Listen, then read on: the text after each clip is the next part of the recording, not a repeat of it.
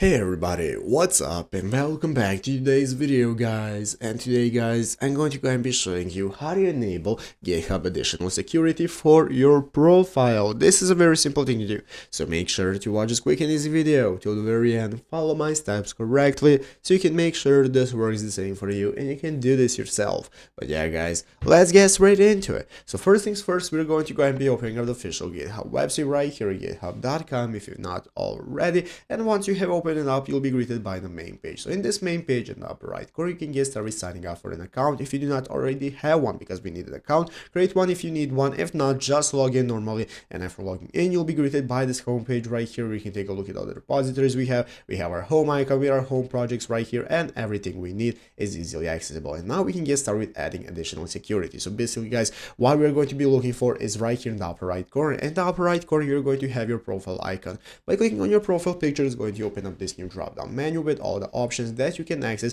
and setting options that you have. We're going to open up settings right here. By clicking on settings, it's going to open up this new menu where we can manage our profile and all the settings we have. Right here at the left side screen, we can go ahead and manage billings and plans, emails, and so on. What we're looking for is password and authentication. This is going to enable you to manage the security of your profile, where you can go ahead and get started using passkeys and two-factor authentication. If you want to add an additional layer of security, you want to add two-factor authentication so that nobody can log into your account without a code with a two-factor authentication. So you can enable it right here and use a passkey if you want. So that's how you can get started. So I hope this video was helpful. If it was, make sure to leave a like, subscribe to the channel. So you guys, thanks for watching.